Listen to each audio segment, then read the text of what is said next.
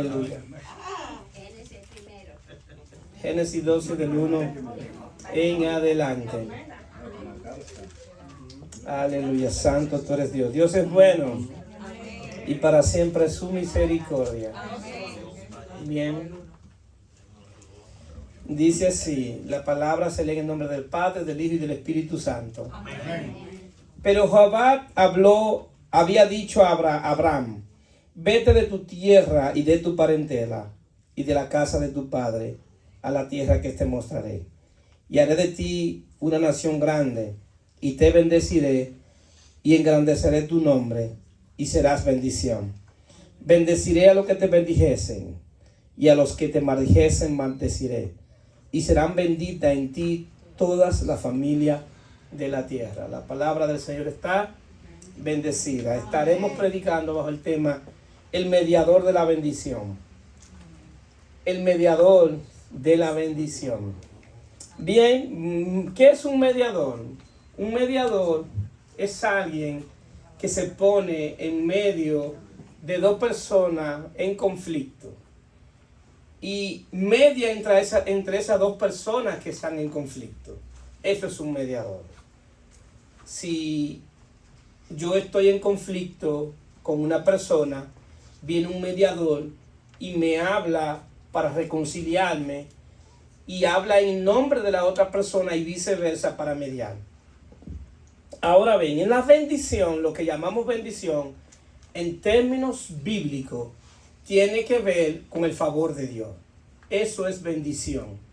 Cuando alguien ha recibido el favor de Dios, se le llama bendición. Cuando alguien recibe la provisión de Dios, se le llama añadidura. En términos bíblicos, la bendición, el favor de Dios, tiene que ver en la esfera espiritual, porque Dios es espíritu. Entonces eso es bendición. Entonces nosotros tenemos que entender que la Biblia está escrita como un metarrelato. ¿Qué es un metarrelato? Son diferentes historias, diferentes relatos, diferentes narrativas que hablan de una persona y mantienen una coherencia. Y a esa persona, el metarrelato, lo presenta en diferentes esferas, en diferentes dimensiones, en diferentes actuaciones, pero es la misma persona. Es decir, que para poder entender, tiene que ver la plenitud de lo que se está narrando de esa persona. Entonces, en la Biblia, el personaje principal es la persona de Jesucristo, del Hijo. Y la pregunta sería, pero si hay un Padre, si hay un Espíritu Santo, ¿por qué la centralidad de la Biblia es el Hijo? Porque todo lo que Dios hace, lo hace por medio del Hijo. Todo lo que Dios ve, lo ve por medio del Hijo. Todo lo que Dios tiene que hacer, tiene que ver con el propósito que Él tiene con su Hijo, lo cual Pablo le llama el propósito eterno que Dios se había propuesto en sí mismo por el puro afecto de su voluntad de reunir todas las cosas en Cristo. Entonces la intención de Dios eterna es revelar a su Hijo a nosotros. Y todo lo que nosotros podamos ver en la metanarrativa se está tratando de revelar a la persona del Hijo para que el Hijo dé a conocer al Padre. Porque Jesús mismo dice que nadie ha visto al Padre, que solamente el Hijo ha visto al Padre y el único que puede darlo a conocer es Él. Amén. Que solamente Él puede darlo a conocer. Nadie, absolutamente nadie, te puede dar a conocer a Dios, quién es Dios. Nadie absolutamente te puede decir Dios es así, Dios actúa así, esto no le gusta, esto le gusta, algo así. No, solamente el Hijo podía hacerlo. Entonces, nos damos cuenta entonces que para poder entender el principio de la narración, tenemos que irnos al Génesis, que es el libro que significa principio. Génesis significa principio. Y es el principio de Dios, y es el principio que se llama en teología el principio del tiempo contable, donde se puede contar los días, los segundos, los años, y por eso se llama Génesis el tiempo del principio contable. Entonces, ¿por qué esto es importante en la narrativa bíblica? Porque si nosotros comenzamos a entender y a comprender Génesis 1 y 2, vamos a entender la intención original de Dios antes de que el hombre pecara. Es decir, Génesis se divide en dos. Desde el 1 y 2, que es en el 1 y 2, no existe ni la muerte, ni el pecado. Hay una relación con Dios. Todo está en completa armonía. Ahora, el caos viene después de la transgresión en Génesis 3. No sé si me están entendiendo. Si yo entiendo Génesis 1 y 2, voy a entender el principio original que gobierna la creación, que gobierna la intención original de Dios. Entonces tenemos que irnos a cuando Dios creó el hombre. Y dice Génesis 1:26, entonces dijo Dios, hagamos al hombre a nuestra imagen, conforme a nuestra semejanza, y señoreen en los peces del mar, en las aves de los cielos, en las bestias, en toda la tierra y en todo animal que se arrastra sobre la tierra. Y creó Dios al hombre a su imagen, y a imagen de Dios lo creó. Varón y hembra lo creó.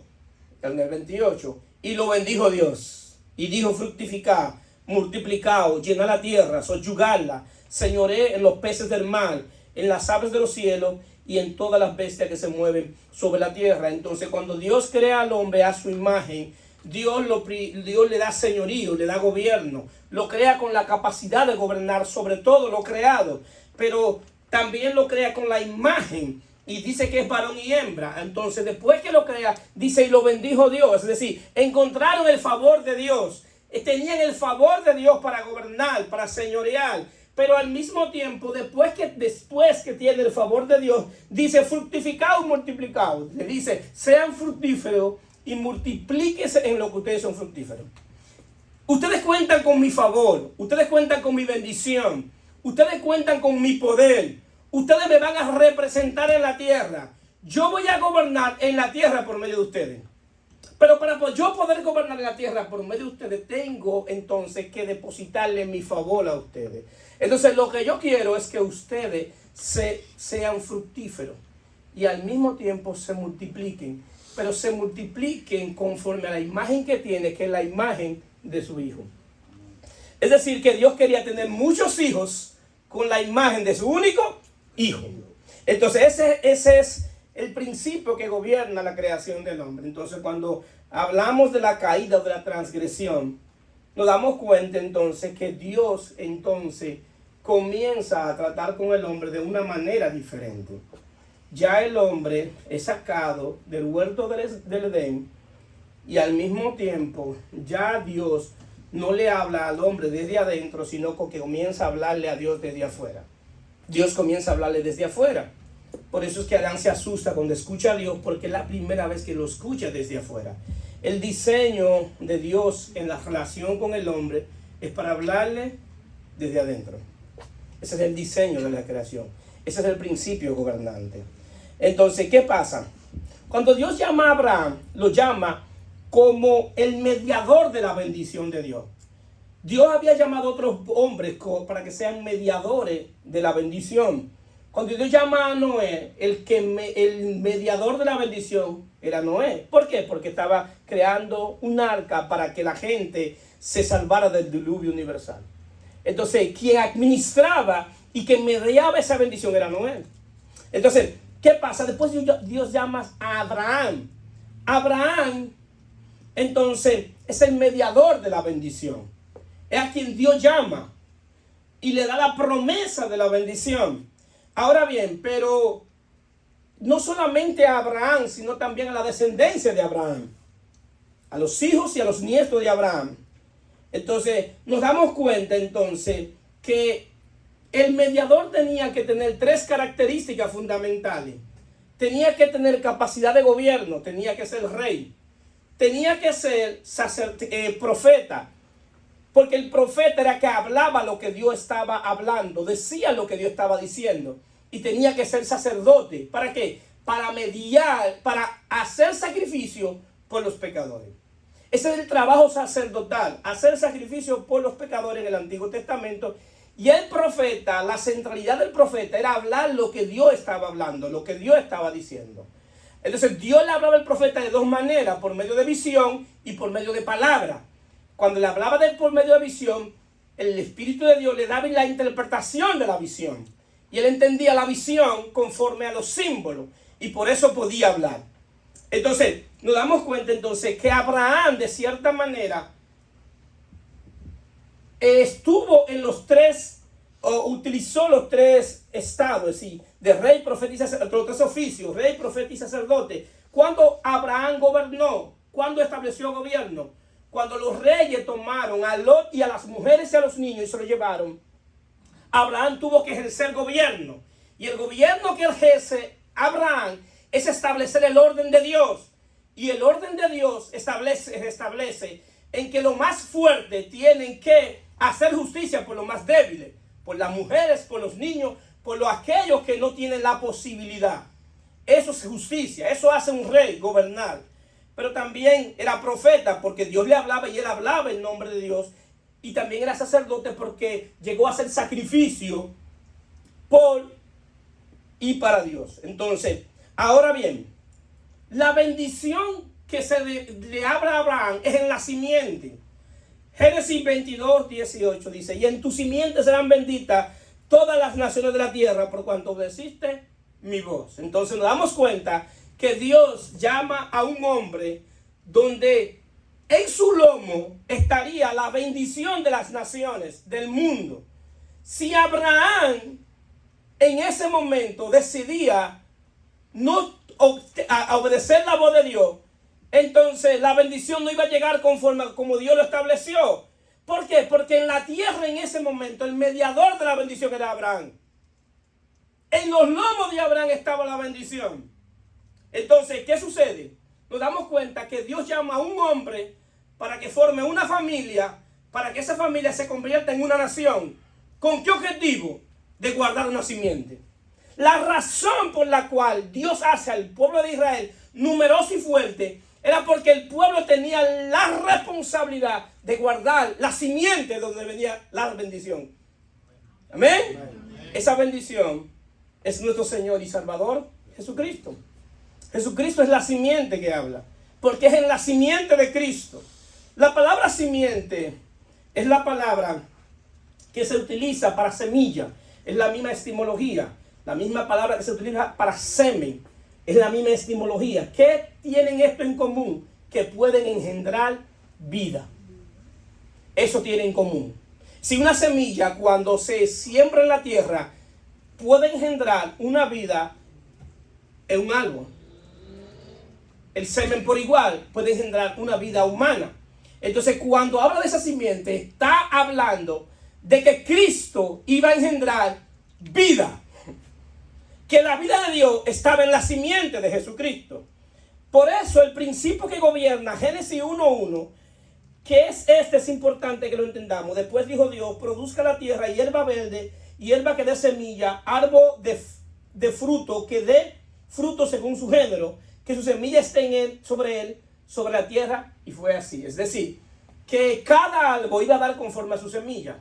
Si Jesús dice que Él es la vida, entonces lo que Él produce es vida. La semilla de Él, que es depositada en el Espíritu, es para producir vida. Entonces, ¿qué sucede?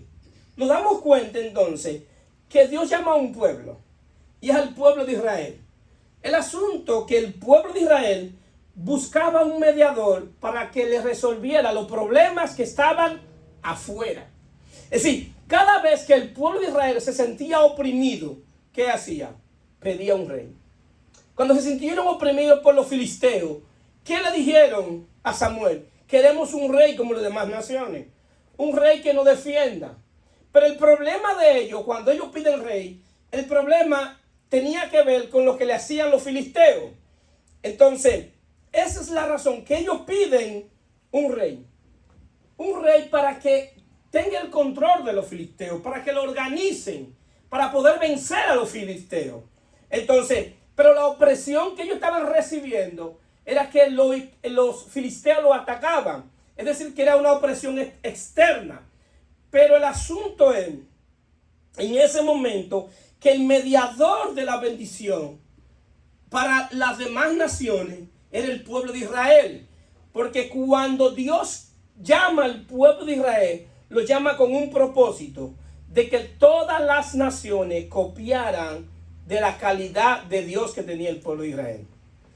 todas las naciones tenían que ver a qué Dios ellos le servían y tomaran ejemplo para que las demás naciones quisieran servirle a ese Dios. Entonces, ¿qué sucede? Entonces, cuando Israel se organiza como gobierno, también se le establece lo que requiere un mediador. Por eso Dios llama a un rey dentro del grupo de ellos, llama a un profeta y llama a un sacerdote. ¿Por qué? Porque se necesitaba los mismos requisitos que dije anteriormente. El problema que habían dos problemas fundamentales aquí. Primero, que el problema del pueblo de Israel no estaba afuera, que el problema estaba dentro. Es decir, que ellos necesitaban un mediador que operara no desde afuera, sino desde dentro. ¿Qué no están entendiendo? Amén. Están entendiendo. Ese era el principal problema. Que el mediador tenía que resolver el conflicto interno. Es decir, todo lo que está afuera es producto de lo que está dentro. Entonces, ¿qué sucede? Otro problema que tenía el pueblo era que tanto el rey como el profeta y como el sacerdote se podían corromper. Y así mismo sucedió. Vimos muchísimos reyes que se corrompieron. Vimos profetas que se corrompieron. Y vemos sacerdotes que se corrompen en la narrativa bíblica. Entonces se necesitaba un mediador que fuera rey, fuera profeta y fuera sacerdote, pero que no se corrompiera. Y también teníamos que tener ese rey que pudiera trabajar dentro de ellos. Ese sacerdote que trabajara dentro de ellos y ese profeta que trabajara dentro de ellos. Les tengo buena noticia. Ese mediador de la bendición es la persona, en la encarnación, la persona de Jesucristo. El único que podía resolver el problema era Jesucristo, del problema que estaba dentro. Digan conmigo amén. Amén. Amén. El único que podía resolver ese problema era Jesucristo. Por eso es que primera de Timoteo 2:5 dice, porque hay un solo mediador, porque hay un solo Dios y un solo mediador entre Dios y los hombres, Jesucristo, hombre. Esa es la razón. Es decir, a veces nosotros leemos las escrituras y no entendemos por qué dicen lo que dicen. Lo que Pablo está diciendo a Timoteo es que este mediador entre Dios y los hombres es rey, es sacerdote y es profeta. Como rey gobierna. Por eso él dice, mi reino no es de este mundo.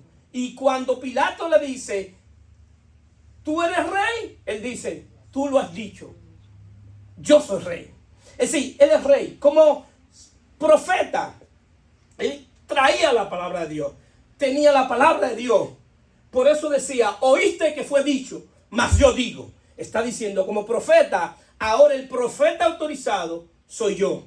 El profeta que tiene la palabra de Dios soy yo. El que quiere escuchar a Dios hablar, tiene que venir donde mí. Bendito sea su nombre.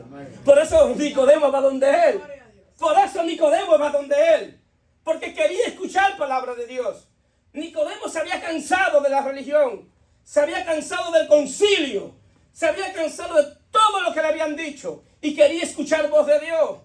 Y sabía que Jesús tenía algo especial por lo que hablaba. Pero como sacerdote, entonces, el sacerdote es el que hace el sacrificio por los pecados. Pero el sacerdote tenía que entregar el sacrificio. La razón que Anás y Caifás es que lo entregan. Porque para que sea una ofrenda tenía que ser entregada por un sacerdote. Y la entregan para que Jesucristo no solamente sea el sacerdote, sino sea la ofrenda que ofrecía el sacerdote. Bendito sea su nombre. Él era la ofrenda que ofrecía el sacerdote.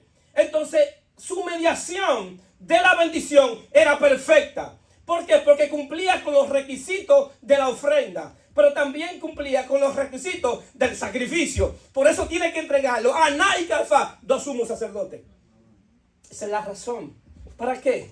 Para que sea perfecto. Para que su vida, como fue perfecta, su sacrificio fue perfecto. Su muerte fue perfecta. Pero bendito sea Dios en Cristo, que su resurrección también es perfecta. Aleluya. Es perfecta. Entonces esa es la razón. Y cuando Jesús aparece como mediador. Y hay un sermón que ustedes han escuchado mucho. El sermón del monte. Y Jesús en el sermón del monte toca tres aspectos importantes en el área que él iba a mediar. Y era el área de la vida, del reino y del Padre. El hombre cuando peca pierde la vida, muere en términos espiritual. Pero también es sacado del reino, porque es sacado del huerto del Edén. Y otra cosa es que el hombre entonces anda en lo espiritual con un sentido de orfandad, porque no tiene padre en lo espiritual, porque está siendo enemigo de su padre. Entonces, por eso en el Sermón del Monte, Jesús habla del Sermón del Monte y toca tres aspectos en el área que él quiere mediar.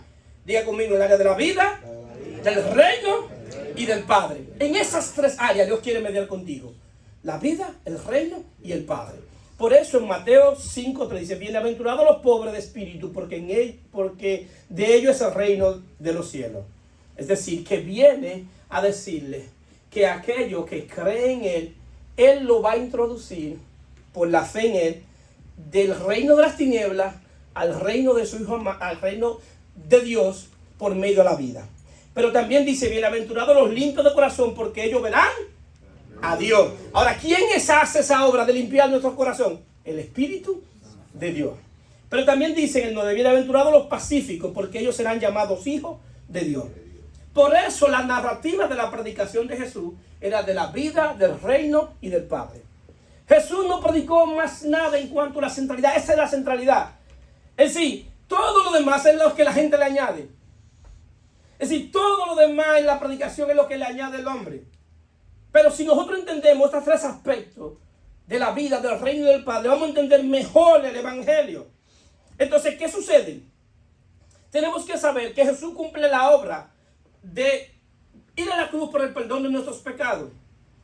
Pero entonces, los discípulos, cuando ven que Jesús se va, entienden y dicen: aquí hay un problema, que el mediador de la bendición se va.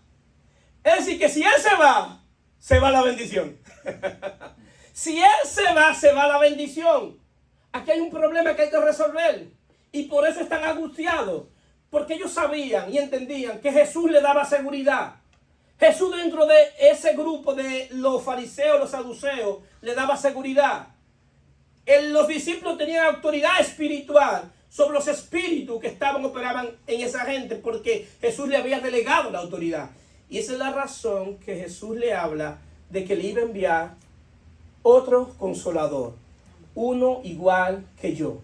Es decir, que si yo soy el portador y el mediador de la bendición, el que yo voy a enviar igual a mí también es mediador y portador de la bendición. ¿Cuántos están aquí? Amén. Entonces la iglesia es ungida con el Espíritu Santo. Pero antes de la iglesia ser ungida, Jesús le dice en Juan 20:21 a los discípulos: entonces Jesús le dijo otra vez: pasa a vosotros, como me envió el Padre, así también yo envío. Y habiendo dicho esto, sopló y le dijo: recibí el Espíritu Santo. A quienes remitéis los pecados, les son remitidos, y a quienes se les retuviese, les son retenidos. Jesús habla con los discípulos después de la resurrección y hace esto: le sopla sobre ellos. Jesús lo devolvió al Génesis. Lo mismo que Dios hizo con Adán es lo que Jesús está haciendo con los discípulos, volviéndolo al estado original, al principio de lo que Dios quería hacer, de tener una relación con ellos, no desde afuera, sino desde adentro, para mediar, no desde afuera, sino mediar desde adentro, porque Jesús mediaba desde afuera. Ahora le dice: el Espíritu Santo va a mediar desde adentro. ¿Cuántos están aquí? Amén. Por eso sopla sobre ellos, para que tengan un mediador que trabajaba dentro de ellos. Entonces, ¿qué sucede? Le dio señorío, le dio autoridad en el mundo espiritual. Con el soplo le está devolviendo la imagen de Cristo, su propia imagen se la está impartiendo. Entonces, le está dando un mandamiento, y es que sean fructíferos. Pero ¿qué debían fructificar ellos? Conforme a la vida que habían recibido. ¿Cuántos están aquí? Amén. Es decir, tienen que dar fruto, pero es conforme a la semilla. Yo le estoy sembrando con este soplo una semilla en una tierra que va a recibir la semilla para que dé fruto. Pero cuando ustedes den fruto, ahora multiplíquense. En esa multiplicación está esta iglesia. La iglesia en sentido general es el resultado de ese soplo. Nosotros somos iglesia por ese soplo. Porque los apóstoles, los discípulos se convirtieron en apóstolos, formaron iglesia. Y desde ahí la iglesia fue creciendo, creciendo, creciendo, saliendo de Jerusalén hasta todos los confines de la tierra. En ese soplo estabas tú. En ese soplo estábamos nosotros. En esa fructificación estábamos nosotros. En esa multiplicación estábamos nosotros. Denle un aplauso a Cristo. Ahí estabas tú. Entonces, Dios no está volviendo al estado original. No está volviendo al Génesis. No está volviendo al principio. Ahora bien, me llama la atención una palabra que Jesús le dice. Y es que dice: a quienes remitéis los pecados, les son remitidos. Y a quienes se los removiese, les son retenidos. Está diciendo, lo que le está diciendo bien simple y sencillo, y se lo voy a traducir. Cuando ustedes prediquen el evangelio, hay gente que van a ser perdonados. Cuando ellos crean, van a ser perdonados. Y cuando ellos sean perdonados, los pecados les son quitados. Pero a quien ustedes le prediquen y no crean, los pecados les serán retenidos. Entonces eso es lo que él está diciendo. Entonces, mediante la predicación del evangelio, los que creen, todos sus pecados los son perdonados. Y los que no creen, ya están condenados. Ahora bien, mencioné una palabra: evangelio. No se sabe quién fue que secuestró el evangelio. Porque el evangelio ha sido históricamente secuestrado por diversos tipos de enseñanza. Si nos vamos a la etimología de la palabra evangelio, el tecnicismo de la palabra evangelio es esta, simple y sencilla. Cuando los reyes iban a la guerra, había una persona que servía como mensajero, que servía como el que iba a verificar todo lo que estaba pasando. Y cuando el rey ganaba la batalla, ese mensajero estaba de lejos, porque él tenía que cuidarse y estaba de lejos viendo la batalla. Y cuando veía que el rey ganaba, inmediatamente cogía su caballo y llamaba al pueblo y dice: le tengo una buena noticia. El rey venció. El rey ganó la batalla. Yo llegué primero para anunciarle que él venció. Y él no ha llegado aquí porque él está recogiendo el botín. Entonces vamos a celebrar. Vamos a gozarnos para cuando el rey entre. Para cuando él entre, nosotros le vamos a glorificar porque él venció. Entonces el mensaje del evangelio, etimológicamente, técnicamente, es que Jesús venció. Es que venció la muerte, venció el pecado y vive hoy por los siglos de los siglos. Etimológicamente, eso es el evangelio. Amén. Cualquier otra cosa no es el evangelio. Ponte aquí, ponte allá, ponte esto, quítate esto. No tiene que ver nada con el evangelio etimológicamente. Etimológicamente es que nosotros venimos aquí los domingos a celebrar la victoria de Cristo en la cruz del Calvario. A celebrar que Él resucitó. A celebrar que Él vive hoy. Que venció la filosofía. Venció a los griegos, venció a los romanos, venció los poderes de este mundo, venció la religión, venció el concilio, venció la sinagoga, venció todo. Ese es el mensaje del evangelio, de que Cristo venció. Amén. Y que si tú crees en Él, también te convierte en más que vencedor. Que puede vencer el pecado, puede vencer la muerte, puede vencer el mundo, puede vencer todo sistema de pensamiento contrario a Cristo. Amén. Ese es el mensaje del evangelio. Amén. Ese es el evangelio. Y no importa en la condición que tú estés. No importa la batalla que tú tengas. No importa lo que tú hayas hecho. No importa cuánto hayas pecado. Porque el asunto es que el mensaje se recibe y se da por gracia. Diga conmigo: por gracia.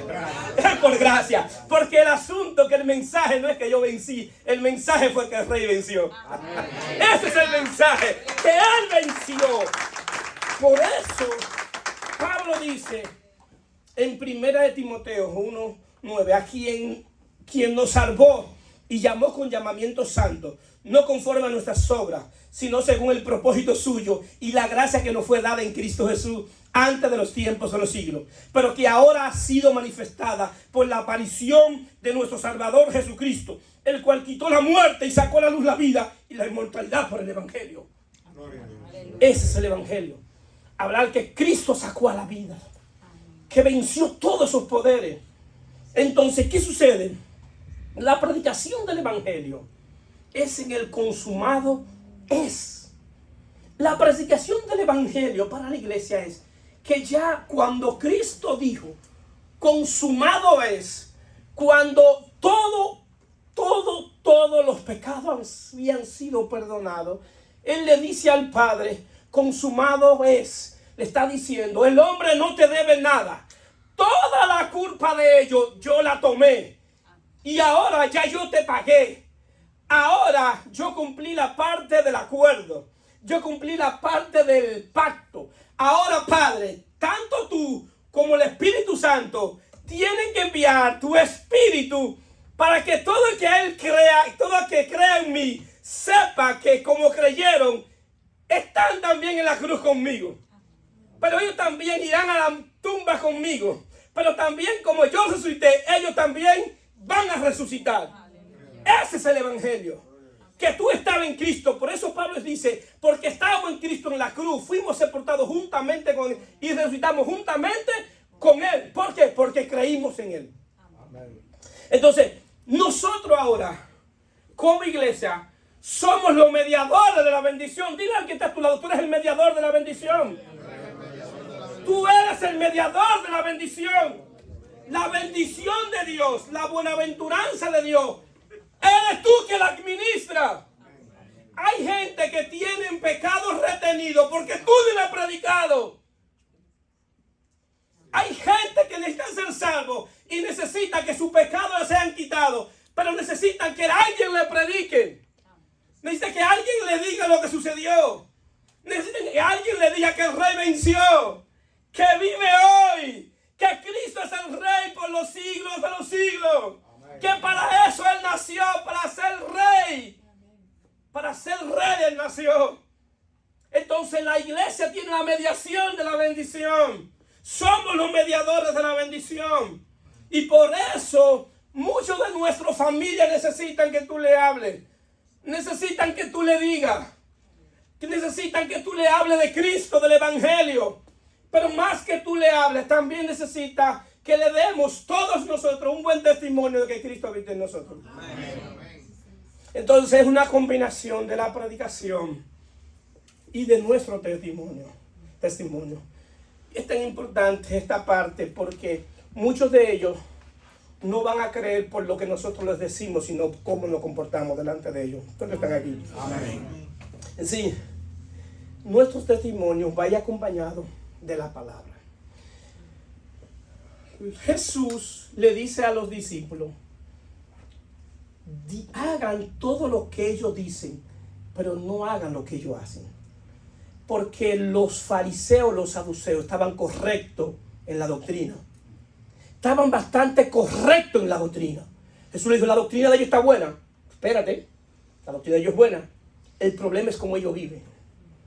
Lo que le quita autoridad a ellos es cómo ellos viven. Bueno, eso mismo pasa con nosotros. Los espíritus que operan en nuestra familia, nosotros le quitamos autoridad cuando actuamos como hijos de Dios. Todo espíritu que opera en cada familia de ustedes, cuando ustedes actúan como hijos de Dios, esos espíritus tienen que aquietarse delante de ustedes por la autoridad y la investidura que nosotros tenemos como iglesia. ¿Cuántos lo sabían? Amén. Porque los espíritus tienen que aquietarse donde está el Espíritu de Dios. Eso de que los espíritus, cuando los espíritus se manifiestan en la iglesia, ¿ustedes saben por qué? Es para avergonzar a la gente. Porque eso es lo que hace el diablo, avergonzar a la gente. Los espíritus se manifiestan para avergonzar a la gente. ¿Se dan cuenta que el reino más perverso es el reino de las tinieblas? Que muchas veces nosotros inconscientemente le estamos sirviendo al reino de las tinieblas Y ellos lo manifiestan para que en la iglesia sepan quién le sirve a las tinieblas y quién está en la iglesia no sirviéndole a Dios. Para eso es que se manifiestan dentro de las iglesias, para avergonzar a la gente. Y lo hacen que se arrastren en la iglesia. Y después todo el mundo lo ve. Miren ahí el endemoniado, el que decía que era cristiano, el que decía que era hijo de Dios. Y sin embargo les envía al reino de las tinieblas, porque eso es lo que quiere hacer el reino de las tinieblas, avergonzarte, que tú andes con la cabeza abajo. Pero bendito sea Dios en Cristo, que Él dice, yo he venido para que tengan vida y vida en abundancia. Amén. Nosotros no somos los que nos vamos a arrastrar por el suelo, sino los que vamos a levantar la mano dándole gloria al único Dios verdadero. Bendito sea su nombre. Bendito sea su nombre. Díganle amén. Entonces, por eso Romanos 10:13 dice, porque todo aquel que invocar el nombre del Señor será salvo. ¿Cómo pues invocarán a aquel en el cual no han creído? ¿Y cómo creerán en aquel en quien no han oído? ¿Y cómo oirán sin haber quien le predique? ¿Y cómo predicarán si no fueron enviados? Y como está escrito, cuán hermosos son los pies de los que anuncian la paz, de los que anuncian las buenas nuevas de que el Rey venció, la buena noticia de que Cristo venció. Mas no todos obedecieron al Evangelio, pues Isaías dice, ¿quién ha creído a nuestro anuncio? Es decir, que la gente, para que crean, hay que anunciarle, hay que darle el anuncio. Tú eres el testigo que estaba viendo la batalla desde lejos y ya tú sabes que el Rey venció. No porque lo viste físicamente, sino porque tú sabes lo que se ha vencido dentro de ti. Tú sabes lo que nosotros éramos, lo que hacíamos, nuestro comportamiento, y ya no lo hacemos. ¿Por qué? Porque el mediador ahora en el Espíritu Santo está dentro de nosotros, haciendo una obra en nosotros. Entonces, ¿qué sucede? Tienen que saber que la iglesia, y lo hemos repetido y no me voy a cansar de repetirlo, es el cuerpo de Cristo. Sáquense de la cabeza iglesia como edificio. Iglesia es nosotros y es el cuerpo de Cristo. Ahora bien, ¿un cuerpo puede caminar sin cabeza? No. Entonces la iglesia tiene la misma naturaleza, el cuerpo tiene la misma naturaleza del cuerpo. Si Jesús es divino, entonces nosotros tenemos una naturaleza divina. Si Jesús es santo, nosotros tenemos una naturaleza santa. Entonces al mismo tiempo, si Jesús fue rey, fue profeta y fue sacerdote, entonces la iglesia tiene una naturaleza de rey, de profeta y de sacerdote. Entonces, pero para que ejerciéramos el ministerio de rey, profeta y sacerdote, Pablo dice en Efesios 1:3, bendito sea el Dios y Padre de nuestro Señor Jesucristo, quien nos bendijo con todas bendiciones espirituales en lugares celestiales en Cristo. Es decir, que nuevamente ahora la bendición es dada a la iglesia.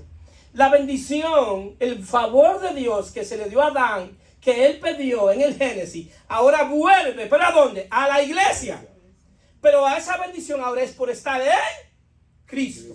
Estar en Cristo es estar unido a Cristo en el Espíritu. Entonces, por nosotros haber creído en Cristo, entonces nuevamente somos bendecidos.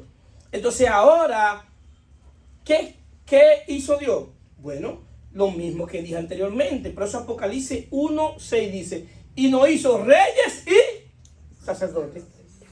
Es decir, ahora somos reyes y sacerdotes, pero no cualquier rey y cualquier sacerdote. Para Dios, su Padre, a Él sea la gloria y el imperio por los siglos de los siglos. Es decir, ahora somos reyes. Reyes para gobernar, no sobre otra persona, porque el reinado nunca fue para gobernar sobre otra persona. El reinado fue, la intención es para gobernar sobre los sistemas de este mundo. Es decir, cuando hablamos de que somos reyes, no es apoderarnos de la gente. No es mandar a la gente a que hagan nuestra voluntad. El trabajo del rey es llevar la gente a Dios. El trabajo del rey era que se cumpliera la ley de Dios. Eso es lo que hacía el rey. El rey en Israel servía para gobernar y que se cumpliera la ley de Dios y también para que se estableciera la justicia de Dios. ¿Qué yo hago ahora como rey? Ahora reino en vida juntamente con Cristo. ¿Para qué? Para que se cumpla la ley de Dios en mi casa. Para que se cumpla la ley de Dios en todo lo que yo tengo, ejerzo dominio y control o autoridad. Entonces, debemos llevar que todo lo que se haga sea cumpliendo lo que es la ley de Dios. Si yo como pastor permito que se viole la ley de Dios, no estoy gobernando. Si el grupo de adoración viola la ley de Dios, no está gobernando. Aún el hermano Junior que está en los controles, si viola lo que él pone, lo que Dios establece en su palabra, ¿qué está haciendo? No está gobernando. Entonces ahora yo tengo que gobernar sobre todo lo que ministra Dios. Ahora, ¿cómo lo voy a hacer? Para eso tengo el Espíritu de Dios y su palabra, para que sea conforme al diseño que Dios lo ha establecido. Entonces, ¿qué sucede? También dice que somos sacerdotes. Entonces ahora, ¿qué yo hago como sacerdote? Porque ya yo no voy a sacrificar un cabrito, ni un cordero, ni un palomino. Si somos sacerdotes del pacto de la gracia, es un nuevo sacerdocio. Y no es un sacerdocio conforme a la tribu de Leví, porque solamente la tribu de Leví daba sacerdote. Y Jesús no era de la tribu de Leví, Jesús era de la tribu de Judá, que daba reyes. Entonces, ¿cómo Jesús nos da ese sacerdocio si no somos de la tribu de Leví?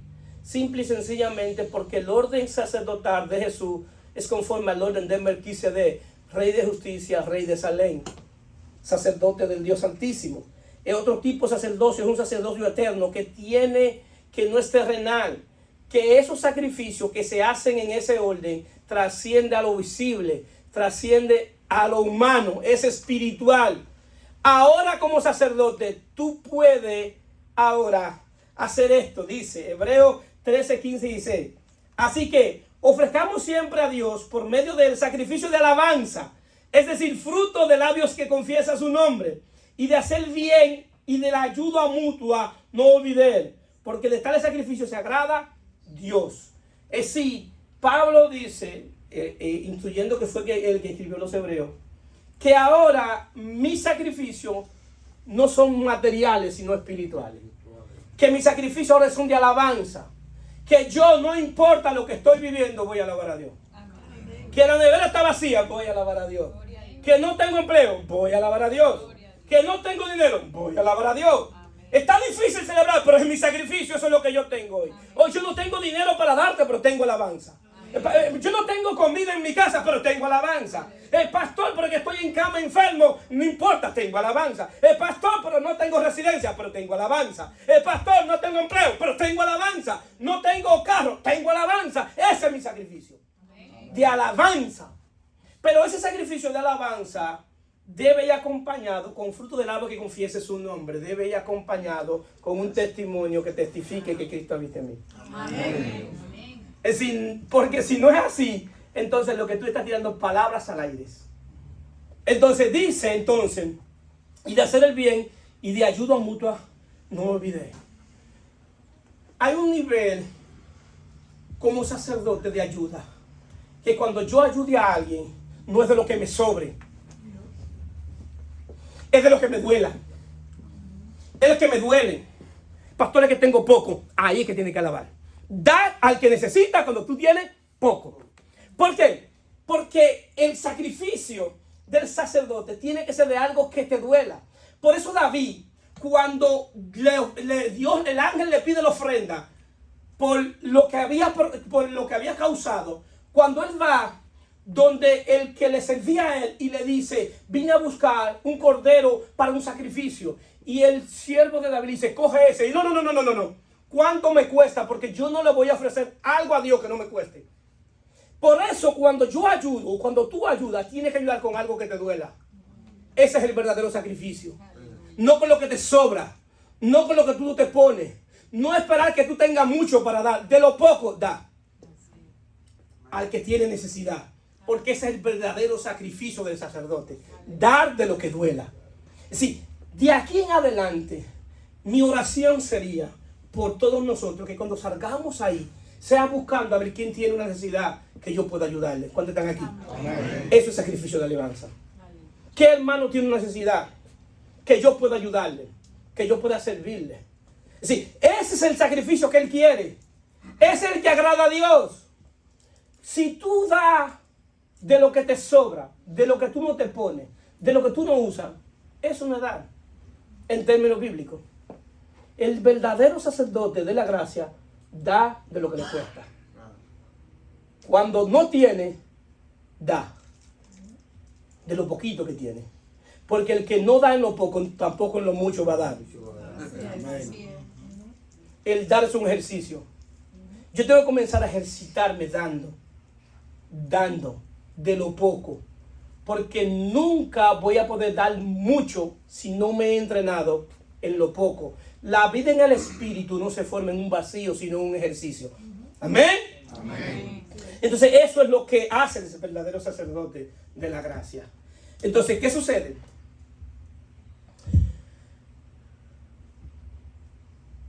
Como profeta ahora, Dios habla a través de la iglesia. La iglesia ahora tiene la naturaleza profética porque habla lo que Dios está diciendo. Recuérdense que cuando Jesús le dice que le iba a enviar el Espíritu Santo, le dice una palabra importante. Le dice, yo le voy a enviar el Consolador y Él no va a hablar lo que Él quiere, sino va a hablar lo que escuche del Padre y de mí. Eso es lo que Él va a hablar. Él no va a hablar lo que Él se inventó. No, Él no se va a inventar nada. Lo que Él escuche, Él va a hablar. Entonces, por eso es que en Apocalipsis 2:11 viene Jesús en la revelación y le dice en Apocalipsis 11, dice, el que tiene oído oiga lo que el Espíritu dice a la iglesia. El que venciere no sufrirá daño en la segunda muerte. Jesús le dice a Juan, escribe esto y escucha lo que el Espíritu le dice a la iglesia, dándole la instrucción a la iglesia. Pero en Apocalipsis 22:17 dice esto, y el Espíritu y la esposa dicen, ahora ya no es solo el Espíritu, sino el Espíritu hablando a través de la iglesia. Es decir, la instrucción fue para que la iglesia escuchara lo que tenía que decir.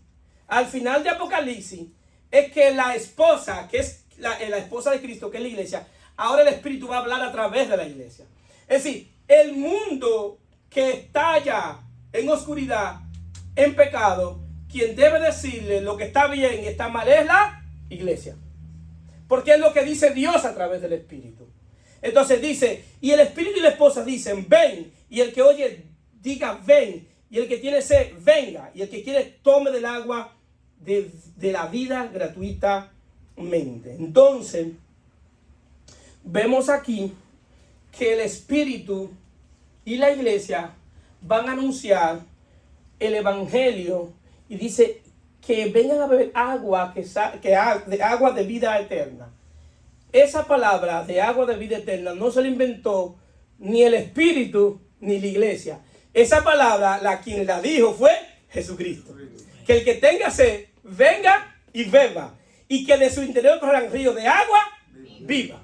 Es decir, que esa palabra, la iglesia debe anunciar el Evangelio por gracia de lo que Dios ha hecho en Cristo, para que todo aquel que no ha creído venga y crea en Él. Y el día que crea va a saltar agua que salta como de vida eterna. Va a haber un mover constante en tu espíritu, pero no hoy, sino hoy, mañana y eternamente. Entonces, ¿qué sucede?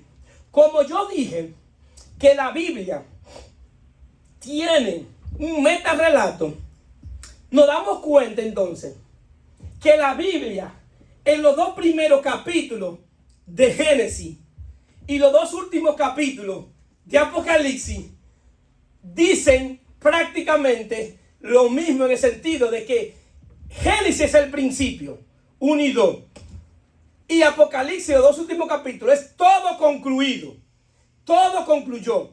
En Génesis 1 y 2 no está ni la muerte ni el pecado, y está el gobierno de Dios. En los 2 últimos capítulos de Apocalipsis ya no existe ni el pecado, ni la muerte, y el gobierno de Cristo. Amén. Entonces la metanarrativa de la Biblia es que Dios quiere ver a su Hijo reinando por los siglos de los siglos. Amén. La revelación de Apocalipsis no es ni del falso profeta, no es ni de CCC, no es ni de la ramera, no es ni de quién es el anticristo. La revelación de Apocalipsis es la revelación de Jesucristo en plenitud. Amén. Dios revela a Jesús en plenitud, en todo consumado, y todo el gobierno de Él sobre las naciones y sobre todos los sistemas de este mundo. Esa es la revelación de Apocalipsis.